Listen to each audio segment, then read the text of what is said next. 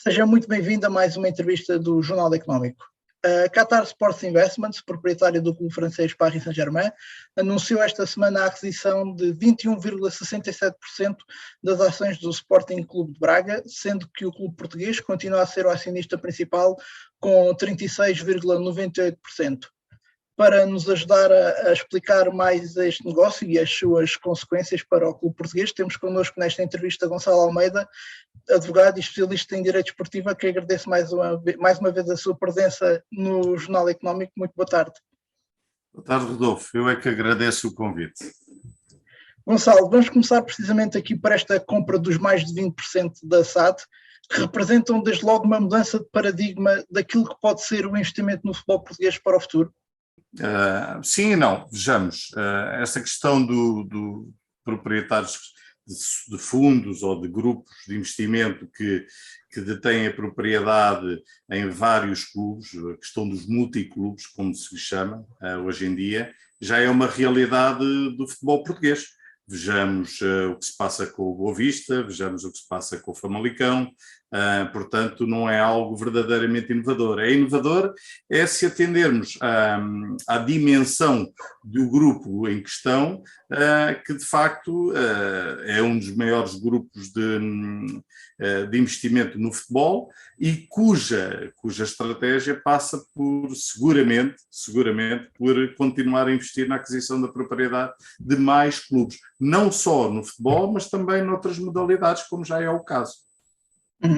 E esta entrada no mapa dos grandes grupos mundiais chega a Portugal agora através do Braga. Já falámos de outros clubes como o Boa Vista e o Famalicão, mas o Braga, por tudo aquilo que tem feito nos últimos anos, pelo seu crescimento, acaba por ter maior impacto, mas vai acabar por ser inevitável para os três grandes em Portugal também esta entrada de capital estrangeiro, ou seja, vai existir cada vez mais esta pressão para venderem parte do seu capital? Sim, de facto, em termos dos grandes grupos de investimentos, a entrada do Qatar Sports Investment ou eventuais entradas do Citigroup, que também alegadamente estará interessado em comprar uma SAD portuguesa, ou da 777 Partners, ou mesmo do fundo americano liderado pelo Sr. John Textor, que recentemente até teve em vias de concretizar a aquisição de parte do capital social da SAD do Sport Lisboa Benfica. Esta é uma realidade que tem tendência a desenvolver-se, a criar raízes. E repare, é um processo que eu julgo que entendo como natural e até bem-vindo, desde que devidamente regulado, porque estamos a falar de injeção de capital que vai aportar mais qualidade do ponto de vista dos protagonistas, mais e melhores condições de trabalho com esses investimentos, porque não é só investir dinheiro, estamos a falar de jogadores, estamos a falar de infraestruturas, e isso é sempre positivo. A questão que muitas das vezes e culturalmente se coloca cá em Portugal, temos muito a noção de clube sócio, é a perda da independência do clube, ou seja, os clubes deixarem de pertencer aos sócios. Isso não implica, ou isso não impede, melhor dizendo, que haja um investimento na aquisição de parte do capital social. Vejamos o que aconteceu agora com a Qatar Sports Investment, que aliás é detentora de um outro clube na Bélgica e que inclusivamente se fala que esteve recentemente interessado na aquisição do Leeds United da Inglaterra e da AS Roma do José Mourinho.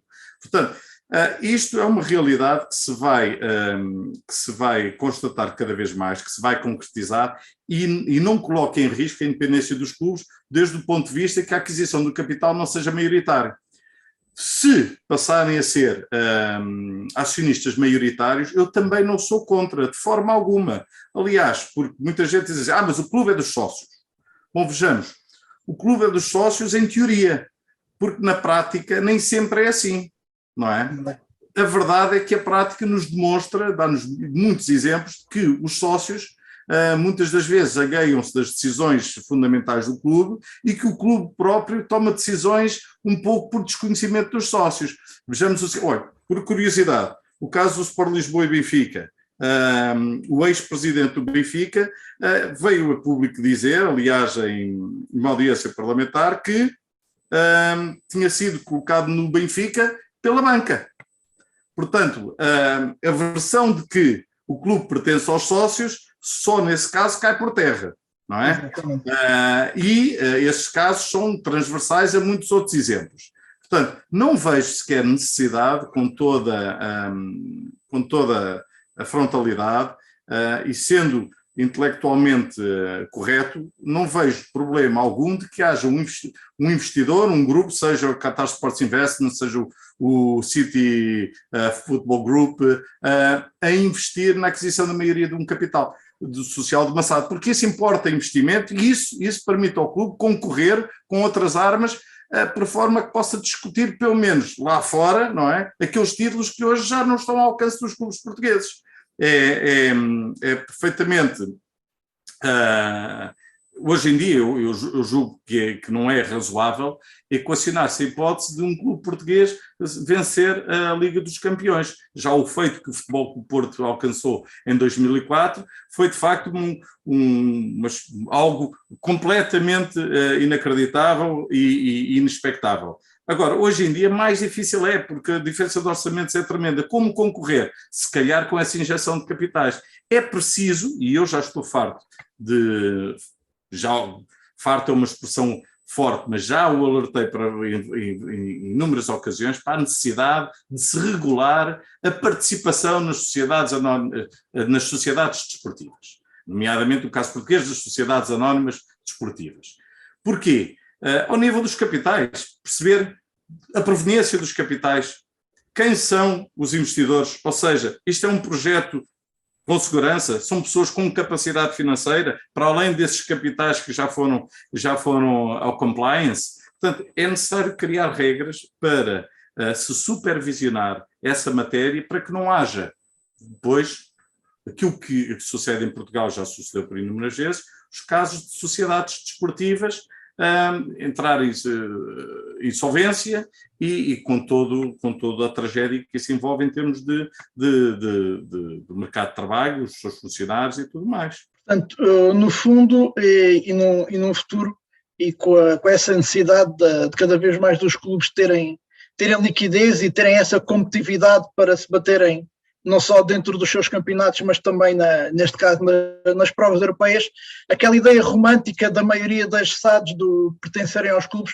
vai acabar por se esbater? Sim, eu estou absolutamente convicto que essa, não diria a curto prazo, mas a médio e longo prazo isso será uma realidade que irá afetar os três grandes também. E veja, no caso do Sporting Braga, não me restam dúvidas que este investimento por parte do Qatar Sports Investment que visa a aquisição no futuro de mais participação no capital social e alcançar a maioria do capital. É isso, aliás, porque a própria SAD não detém a maioria, detém aproximadamente, se não estou em erro, 37% por aí.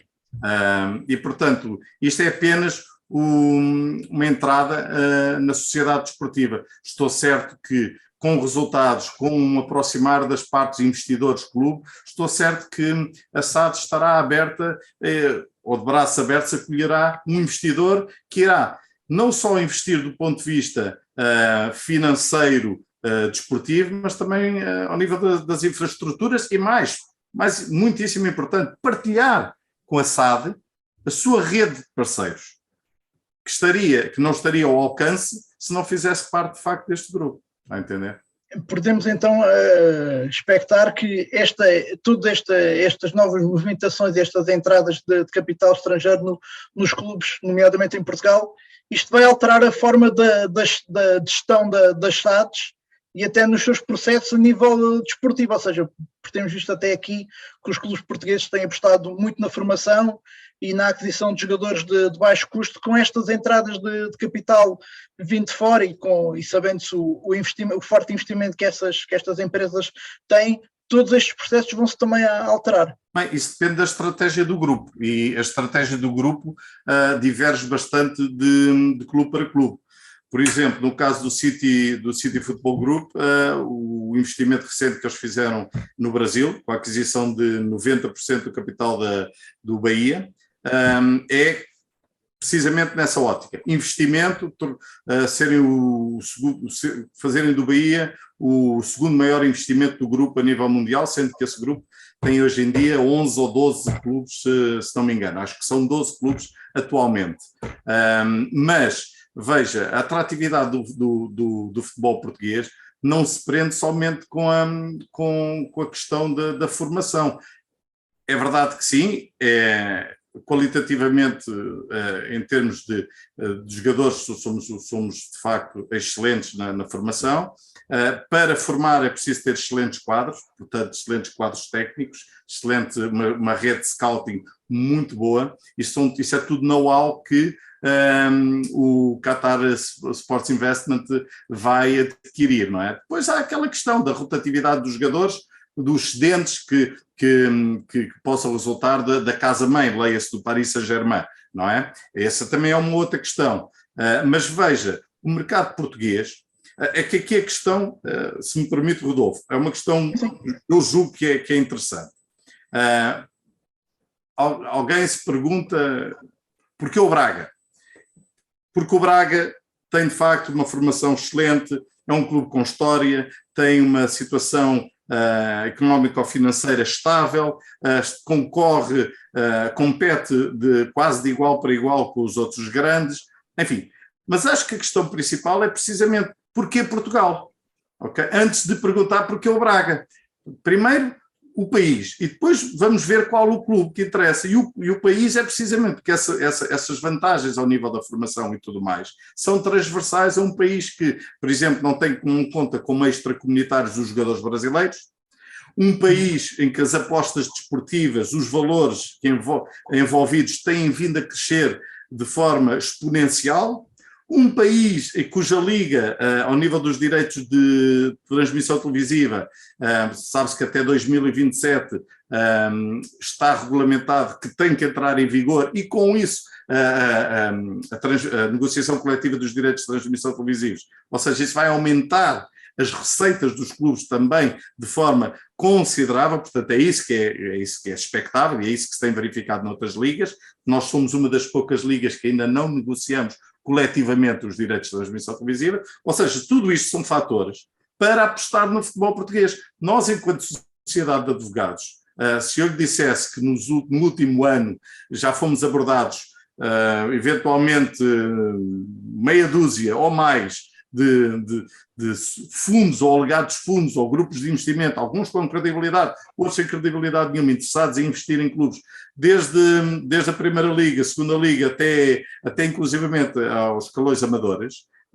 Esta é uma realidade cada vez mais presente e habituemos-nos a isso e habituemos a abrir os braços para os investimentos que são sérios, que são credíveis e obviamente sabermos fazer a triagem e colocar de lado aqueles que infelizmente ainda são uma maioria que não tem credibilidade nenhuma. Pegando precisamente nessa expressão que usou de abrirmos os braços, Portugal, ao nível do escrutínio que tanto se faz e desta desconfiança que existe de investidores estrangeiros, o nosso país, e nomeadamente neste caso o futebol português, está culturalmente preparado para detalhar a proveniência e a segurança destes investimentos estrangeiros. E depois há aqui outro ponto na vertente desportiva, que é, nós vimos o caso do Salzburgo e do Red Bull Salzburgo, daquele conflito de interesse que levou a que um dos clubes alterasse o seu nome. Isto era viável também em Portugal, até pelaquela questão que falou há pouco do clube enquanto o sócio muito enraizado. É possível um cenário destes no futebol português? Bem, essa multipropriedade de vários clubes por um mesmo dono gera aqui uma situação clara de conflito de interesses, se competirem nas mesmas competições. O que à partida, atendendo a que a Taça de Portugal, por exemplo, a nível interno, abrange todos os clubes filiados na Federação, quer dizer, logo à partida coloca aí uma questão urgente de conflito de interesses que importa salvaguardar e impedir que se venha a concretizar. A UEFA deparou-se em em 2017, acho que foi por aí, foi sensivelmente 5 anos, com o Salzburg e com o Leipzig, não é? Competirem a eventualidade, portanto, essa questão de competirem dois clubes que pertencem ao mesmo grupo, não é? Que têm os mesmos proprietários. E, aliás, o Red Bull tem outros clubes. Tem clubes nos Estados Unidos, tem clubes no Brasil. No Brasil, sim. O Red Bull Bragantino, sim. Todos espalhados por todo o mundo. Estamos a falar de mais um grupo. Essa possibilidade, em teoria, importa cautelar. Importa cautelar em teoria e na prática. Na verdade, isso não pode suceder. Agora, o que importa, e indo de encontro à sua questão, Rodolfo, e é urgente, e neste caso, repito-me, compete às instâncias desportivas, à Liga, à Federação, eu julgo que essencialmente à Federação, uma vez que abrange todo o edifício do futebol português, a cautelar desde o ponto de vista regulamentar essa questão da supervisão dos detentores ou da injeção de capitais ou entrada na participação social das sociedades desportivas, criação de sociedades desportivas e entrada no capital social das mesmas. E isto importa fazer à semelhança. Vou-lhe dar mais um exemplo, que, aliás, o exemplo inglês é sempre, de um modo geral, um excelente exemplo. O futebol inglês e a Premier League estão à frente do futebol português em praticamente quase tudo. Portanto, é um bom case study para nós olharmos, analisarmos e tentarmos perceber como é que podemos replicar à nossa escala nacional e atendendo às nossas próprias vicissitudes. Bom, o que é que sucede?